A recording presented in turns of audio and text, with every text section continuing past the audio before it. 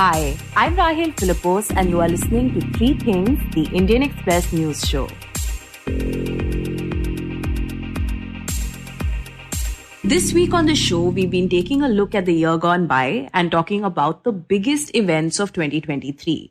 We've discussed the narratives that dominated Indian politics, the factors that led to India's surprising economic growth this year, and the biggest geopolitical challenges that we had to face. But today, to conclude this series, we highlight the most significant developments in the field of science and technology. Now, when it comes to science, one of the most significant achievements for India and its space program was the successful soft landing of Chandrayaan-3 on the southern region of the moon, making India only the fourth country to achieve this feat.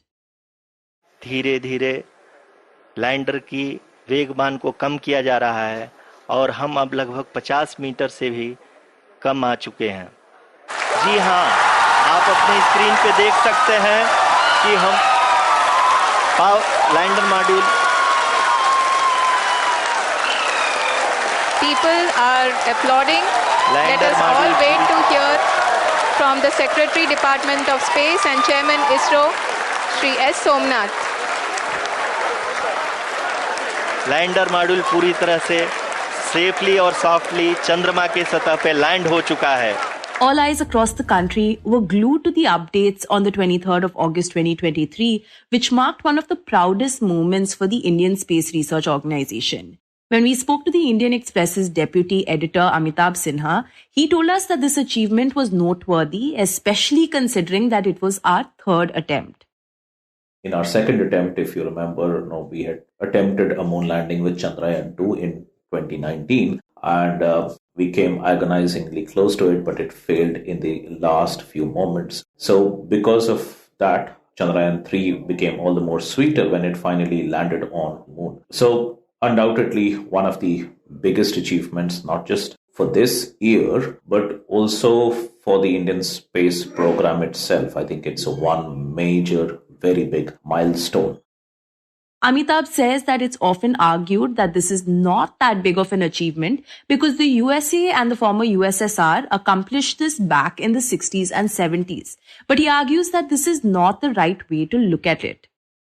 While it's true that those two countries sort of routinely landed on the moon, even landed human beings on the moon, but if you notice, even 50 years later, only two more countries have landed on the moon. China did it in the last decade, and now India has done it. So just because the previous landings happened 5 decades ago does not take anything away from the achievements now. In fact, there are very good reasons why when countries began their moon exploration all over again in the 1990s, they began almost from the scratch. So there is a qualitative difference between the moon exploration that is happening now and what happened in the 1960s and 70s. We have discussed it earlier as well. So it was this one, India's moon landing, no doubt was the biggest science event for India last year. It's a huge achievement. And he points out that when we reflect on 2023, it wasn't just Chandrayaan-3 that stood out. There were other space programs as well, including the launch of Aditya L1, the first space-based Indian observatory designed to study the sun.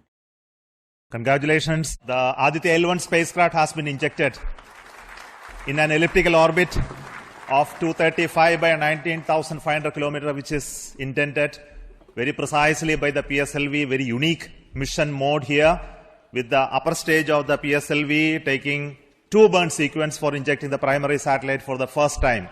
So I want to congratulate PSLV for a very different mission approach today to do this mission of Aditya L1 to put it in the right orbit. The last 2 years were a little sort of lean period for ISRO, not too many launches. And this year we saw quite a few very important launches, Chandrayaan-3 being just one of them. The other one was Aditya L1, which is, India's first mission to study the sun. So we sent a spacecraft that would be located at some distance from the Earth, and it would observe the sun from that distance. So that's an important mission. It is our first mission to study the sun. There were a few other missions also. In fact, ISRO did as many as 7 launches this year, which has been one of the most productive years for ISRO in terms of the number of launches, successful launches that it does. In fact, even aside from such launches, this was the year when ISRO forged a couple of important international ties.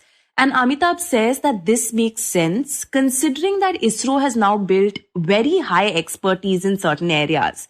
And it was these ties that led ISRO to enter 2 important partnerships with the US space agency NASA.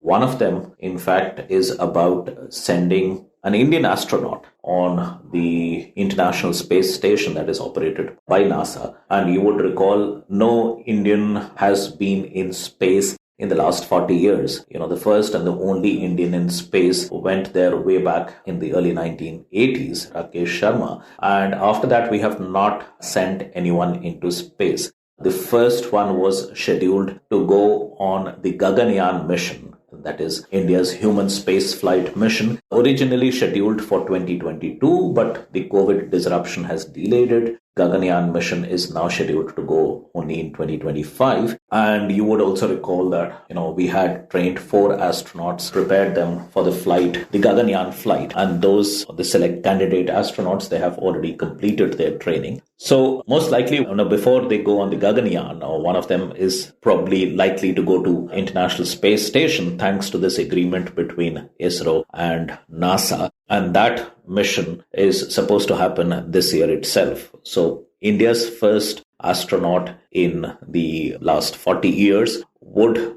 go into space courtesy this agreement with NASA. So that's one important thing that happened because of this international collaboration. The other one, of course, is also very, very important. India joining the Artemis Accords. The NASA has a return to moon sort of mission. And NASA is also returning to mission and has a series of launches that has been planned for the next 10 years with the motive of getting human beings back on moon and then settling, creating colonies on moon to get much deeper into space, use moon as the launch pad and get much deeper into the space. Now, in addition to developments in the field of space exploration, there were also advancements in the realm of science in India. Amitabh says that for a while, the Indian science community has felt a lack of research opportunities for students in universities. So to address this concern, 2023 witnessed the establishment of the NRF. The setting up of the National Research Foundation was one of the big interventions in the scientific research sector in India. For a very long time, there have been demands for some structural reforms in the research sector so as to make research more popular, bring in more money into research, create a greater sort of talent pool in scientific research. And the NRF seeks to address some of those issues. There are lots of things that it seeks to do, but there are the 2 most important ones is trying to expand the research base in the country and trying to mobilize more financial resources to support research. So these are the 2 main objectives of NRF. He points out that in India, there is a clear distinction between institutions meant for education and those dedicated to research.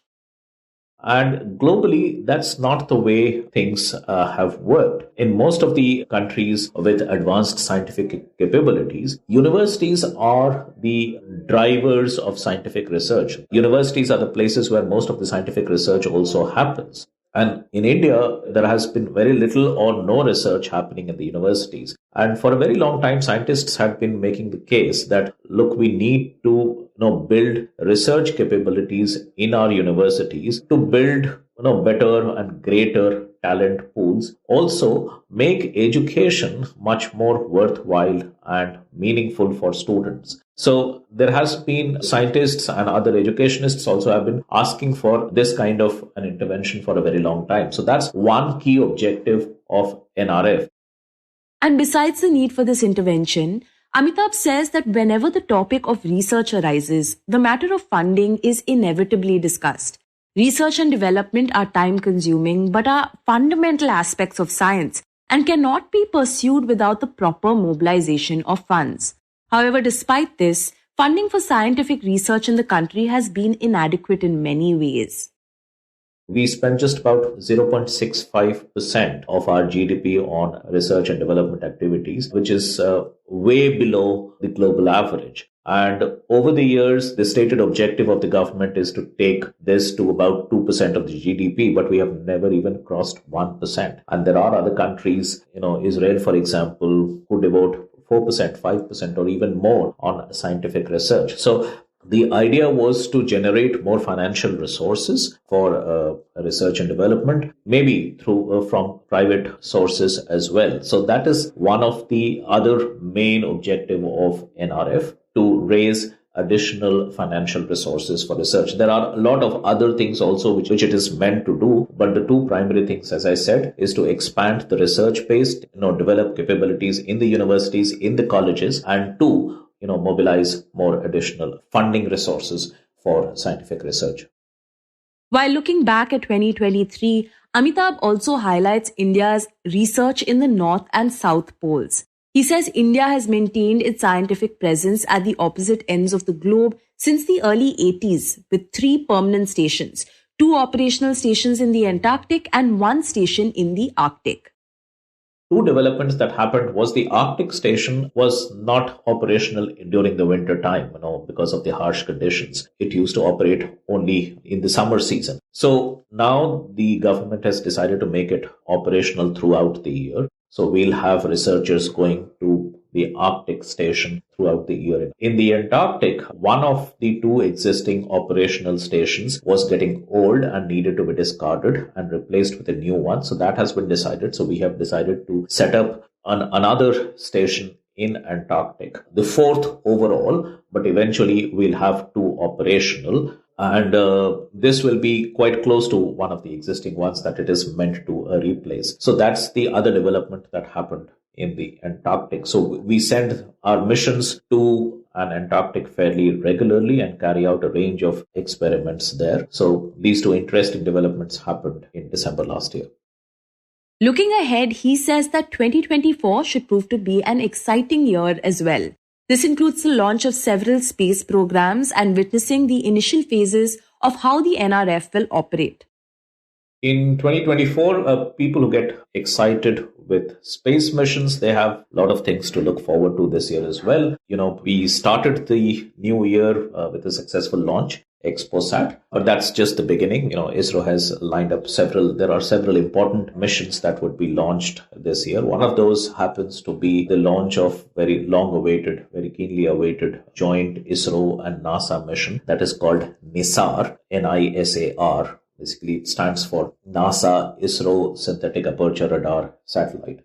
So this has been in the making for quite some time, and this is a showpiece collaborative project between ISRO and NASA, very keenly awaited. This will happen somewhere in the middle of this year. Then also scheduled is the full dress rehearsal for Gaganyaan mission. As I mentioned, Gaganyaan, the human spaceflight mission that is now scheduled for 2025, but we would send an uncrewed mission, sort of a dress rehearsal for the final crewed mission next year. That is supposed to happen this year, the uncrewed flight of Gaganyaan. Also, some other test flights for Gaganyaan are supposed to take place. So the ISRO calendar is quite exciting, just like last year. Outside of space, the unfolding of NRF will take place, but that's not something that will concern the public so much. The scientific community would be quite interested in how the NRF takes shape and whether it brings in a more efficient system of research and research funding. That's something that the scientific community would be quite interested in seeing, but not so much for the general public.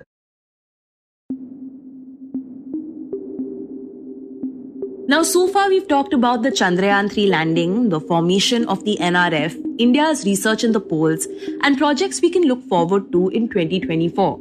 But when it comes to technology, what undoubtedly dominated the conversation was artificial intelligence. Now, while AI has been around for several decades now, 2023 was truly a breakthrough year for this technology. It was the year that generative AI technology truly went global. This AI boom can be traced back to late 2022 when the US-based research organization OpenAI launched ChatGPT. And within the next few months, generative AI suddenly became a household name. The Indian Express's Nandagopal Rajan says 2023 was the year the world finally started to figure out how to use this technology. And the implications were huge.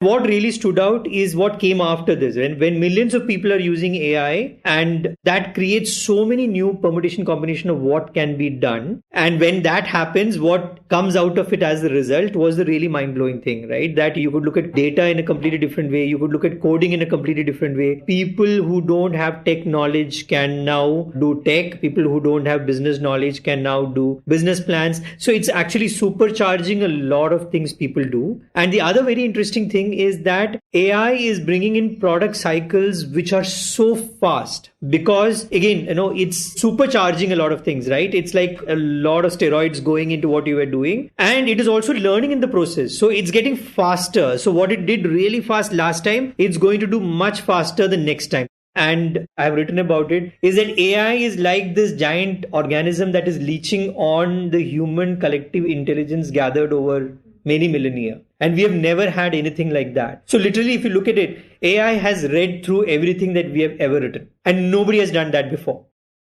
He says that this is what really makes it stand out from anything we've seen before. With the launch of ChatGPT, people have been using it for a wide range of tasks, from drafting college essays and composing music to debugging code and breaking down complex data. And as ChatGPT started to gain popularity worldwide, Nandu says that other major tech players like Google faced immense pressure. And if you look at it in another way, Google is one of the companies that has been working on AI for so many years and suddenly did not have a product, right? It came under so much pressure, and that is why it came up with Bard, which was it's had the technology, but it did not have a product. So it was like a quick product. Then towards the end of the year, it released Gemini, which is supposed to be a much better, more evolved, and something that can really take on ChatGPT 4 and actually do better because it apparently has visibility into video and things like that. Within a matter of months, different generative AI tools started to emerge. Before we knew it, AI quickly started to become all-pervasive. Never before had we dealt with a technology that evolved so rapidly and grew more powerful with every passing second. And Nandu says that during this time, other technologies like smartphones and computers really struggled to keep up. So what is happening is that the pace at which smartphones are updated, which used to be really fast compared to how computers used to be updated a decade back, is now seeming so slow because AI is bringing in new products literally on a weekly basis now. So this is going to be how tech is going to evolve in the coming year and coming years, and we really don't know where that is headed. And with big tech riding the AI wave and generative AI technology evolving at breakneck speed, there was also a growing sense of fear and apprehension. People were quickly realizing that this technology had the potential to change the world as we know it. So I think that fear of whether it's going to replace humans has gone away because we now have sort of come to grips that it's going to help us, right? Because it's, at least for now, despite all the improvements, it's still not as good as humans, right? It can make errors. It can go horribly wrong. It doesn't have context on a lot of things. And it is still possible for humans to differentiate this content as synthetic. It's still not got that human touch, that emotional touch that is needed. But that said, a lot of apprehensions are still there because every day, literally, it's opening up new avenues where we are not sure about what's going to be the result. Like we have with deepfakes, for instance, right? How it's being used for a lot of negative or even destructive kind of use cases, right? So we don't know about that and people are still waiting and watching on that. But the interesting use cases are so many, right? For instance, like if you look at it from a very pure journalism kind of perspective, though a lot of companies are now using AI to generate content, the really interesting use case is how content can be customized at a micro level. So you can say that, hey, we have this great article here. Now customize this for an 18-year-old in Brazil, for instance, right? So then the context and everything comes from AI and it reworks the content. You can ask it to maybe convert that into a data piece. You can throw huge amounts of data, big data at an AI engine like ChatGPT-4 and ask it to come up with trends. And it will come out with trends which the human is not able to differentiate immediately or will take a lot of time and effort to figure out those kind of trends. In medicine, for instance, like a lot of things, it's seeing trends which humans are not able to see. For instance, if you have an MRI or a scan, AI can now tell the doctors which are the areas to look at. It'll still need the human eye, but it can sort of circle the areas that humans need to look at. I heard a very interesting case coming from an Indian-led startup in the US where they are looking at AI making the process of making new medicines much faster, because that trial and error method of having done 4-5 things and figuring out which is the one path to go to is now shorter, because AI is immediately going to tell you don't go through these 3 options because this is not going to give you the desired result. These 2 seem to have the best chance, so you put your effort on that. So that is going to reduce the cycle of your stage 1 trial, stage 2 trial, stage 3 trial. So you will have maybe drugs coming out faster. So again, there are hundreds and thousands of use cases like this. And we don't even know a lot of the use cases because there are a lot of things being done by people. And only once it starts really showing results will people start talking about it. But the concerns surrounding generative AI remain. And the biggest worries has been the potential impact it would have on the job market. Multiple labor unions around the world warned of deep disruptions. Perhaps the most prominent example of this resistance to AI technology was the 4-month-long Hollywood writers' strike that took place last year. One of the reasons they were protesting was to restrict the use of AI, which they believed could potentially undermine their roles. But according to Nandu, it's not all bad news.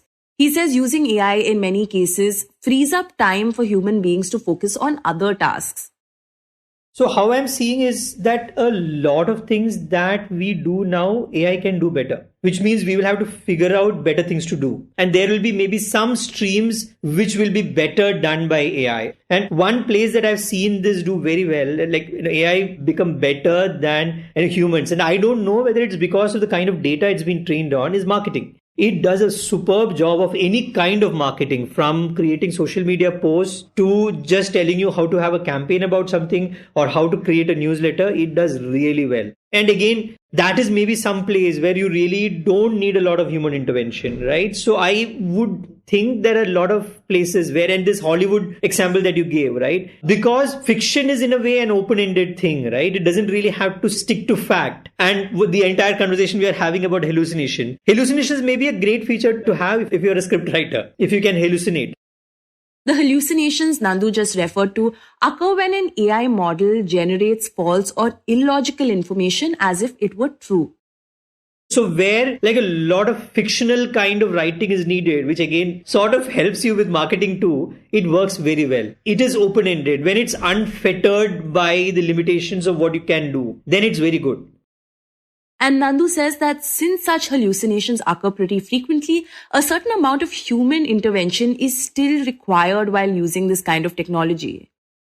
See, if you look at it from a pure probability perspective, and since it is still hallucinating at let's say if it's coming out with 10 answers, there are hallucinations still in about 3 of those answers, right? And even in the other 7, there is some element of hallucination. So if the learning is based on these results, which still have an element of hallucination, will the hallucination go away or will it come down or will it increase because it's learning more on the hallucinated content? So I don't know how that is going to pan out. So I think for now, human intervention is going to be there. In fact, the skill set that is evolving is the human ability to ask the right questions or to frame that prompt in such a way that it does not hallucinate. And in that, I think humans are learning now how to do it. How do you talk to the AI platform in such a way that it gives you a very good answer? And that is the human skill that now needs to be inculcated. Now, when talking about the concerns around AI, we'd be remiss if we don't mention the Rashmika Mandanna case. For those who may not know, almost 2 months ago, a video that supposedly showed actress Rashmika Mandanna entering an elevator went viral on the internet. The video turned out to be a deepfake of the actress, where her face was superimposed on another woman's body. The incident stirred controversy and shone a spotlight on another dark aspect of AI technology, the fact that it allows people with malicious intent to doctor audio and video content. And according to Nandu, there's little that can be done to prevent content from being manipulated in this manner. What's happening in the space of deepfakes and all is that there are a lot of rogue kind of outliers in this space who are creating these kind of properties and apps and websites which let you do these kind of things. So they are obviously created with a malified intent, right? To make money and to benefit from that. So they are not going to stop. So it's not like a ChatGPT is going to let you do this. So the proper platforms will not do this, but there are a lot of others who have made their own products out of it, and they will continue to thrive if you take them off from here, where I think a lot of regulation has to come in. It's for instance, we are seeing now you can access a deepfake site with a Google search. Google should not be indexing or showing or giving access to people to things which are very clearly have only a negative use. How the government comes into play is also government will have to put in regulation to ensure that a social media platform has to use technology to prevent these kind of things being uploaded or spread on their platforms. But this kind of content will end up being created and shared. But can you reduce the public visibility and thus the large scale impact of these kind of things? That is what I think the government and technology companies has to work on. Now, with the Lok Sabha elections right around the corner, deepfakes and misinformation are particularly concerning. And the big worry is that most voters in India don't know that such manipulated content is already infiltrating their lives. And so Nandu says it is imperative in 2024 for AI and its power to be regulated. And most AI platforms run by big tech companies are taking steps in that direction.